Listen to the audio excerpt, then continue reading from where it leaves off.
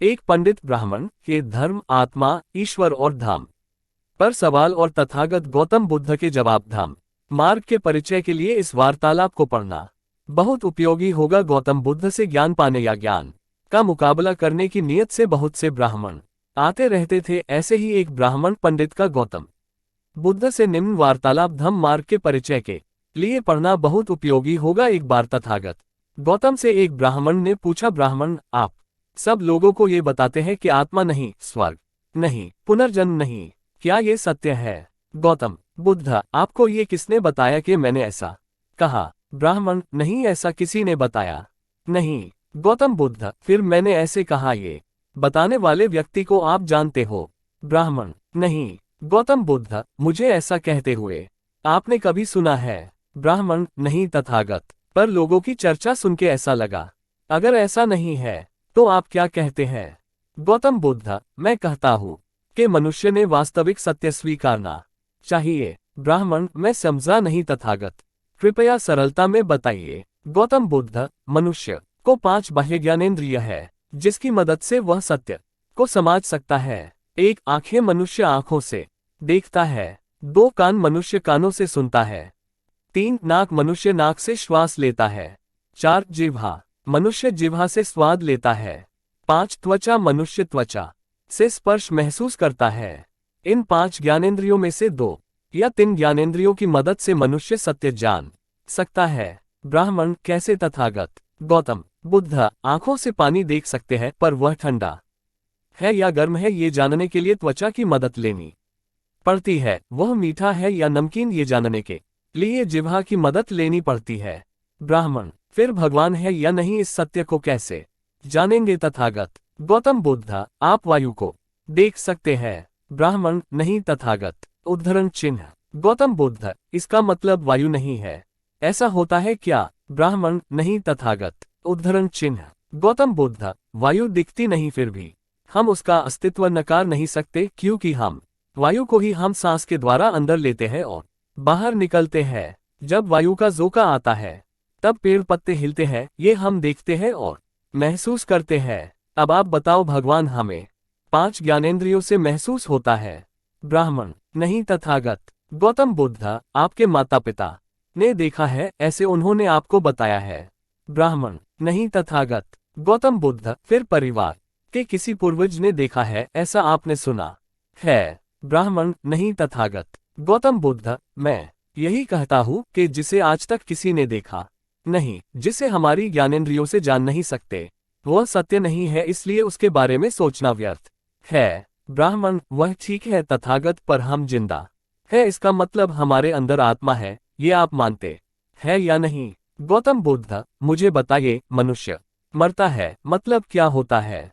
ब्राह्मण, आत्मा शरीर के बाहर निकल जाती है तब मनुष्य मर जाता है। गौतम बुद्ध, मतलब आत्मा नहीं मरती है? ब्राह्मण, नहीं तथागत, आत्मा अमर है। गौतम बुद्ध, आप कहते हैं आत्मा कभी मरती नहीं, आत्मा अमर है, तो ये बताइए, आत्मा शरीर छोड़ती है या शरीर आत्मा को? ब्राह्मण, आत्मा शरीर को छोड़ती है तथागत।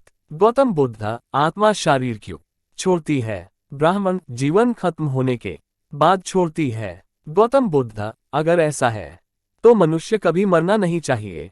दुर्घटना, बीमारी, घाव लगने के बाद भी बिना उपचार के जीना चाहिए। बिना आत्मा के मर्जी के मनुष्य नहीं मर सकता। ब्राह्मण, आप सही कह रहे हैं तथागत, पर मनुष्य में प्राण है, उसे आप क्या कहेंगे? प्रश्नवाचक चिन्ह, उद्धरण चिन्ह। गौतम बुद्ध, आप दीपक जलाते हैं? ब्राह्मण, हाँ तथागत। गौतम बुद्ध, दीपक यानी एक छोटा दिया, उसमें तेल में बाती, और उसे जलाने के लिए अग्नि चाहिए, बराबर। ब्राह्मण, हाँ तथागत। गौतम बुद्ध, फिर मुझे बताइए, बाती कब बुझती है? ब्राह्मण, तेल खत्म होने के बाद दीपक बुझता है तथागत।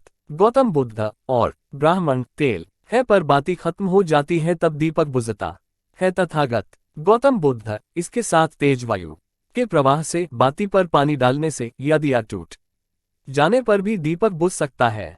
अब मनुष्य शरीर भी एक दीपक समझ लेते हैं, और प्राण मतलब अग्नि यानी ऊर्जा। सजीवों का देह 4 तत्वों, अग्नि यानी ऊर्जा, सजीवों का देह 4 तत्वों से बना है। एक पृथ्वी घनरूप पदार्थ यानी मिट्टी 2, आप द्रवरूप पदार्थ यानी पानी, स्निग्ध और तेल 3, वायु अनेक प्रकार की हवा का मिश्रण 4, तेज ऊर्जा, ताप, उष्णता इसमें से एक पदार्थ अलग कर देंगे, ऊर्जा और ताप का निर्माण होना रुक जाएगा, मनुष्य निष्क्रिय हो जाएगा।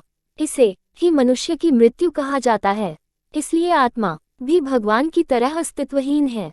ये सब चर्चा व्यर्थ है, इससे धम्म का समय व्यर्थ हो जाता है। ब्राह्मण जी तथागत, फिर धम्म क्या है और इसका उद्देश्य क्या है? गौतम बुद्ध, धम्म का मतलब अंधेरे से प्रकाश की ओर ले जाने वाला मार्ग है। धम्म का उद्देश्य मनुष्य के जन्म के बाद मृत्यु तक कैसे जीवन जीना है इसका मार्गदर्शन करना है। जीवन के सूत्रों को समझना और उनके उपयोग से जीवन से द्वैत दूर करने का मार्ग है। धम्म प्रकृति के नियमों की समझ और उसके हिसाब से जीवन के दुखों का समाधान का मार्ग है। धम्म प्रकृति की पूजा से धम्म नहीं, धम्म जिज्ञासाओं को काल्पनिक धार्मिक कहानियों द्वारा मारना नहीं। धम्म जानने का खोजने का नाम है, विज्ञान है। धम्म का आधार अनुभव है, आस्था या अंधभक्ति नहीं। धम्म जानने के बाद मानने में है, आस्था में नहीं। धम्म मानव को मानव और जीवों का सहारा बनाने में है। धम्म अपना सहारा खुद बनने में है, न ही किसी देवकृपा के इंतजार में बैठे रहने में है। द्वैत 2 प्रकार के होते हैं, एक प्राकृतिक, दूसरा मानव निर्मित। प्राकृतिक द्वैत का इलाज तो आपके तथाकथित ईश्वर के पास भी नहीं, वो भी रोकने में असमर्थ है, तो फिर ईश्वर भक्ति क्यों?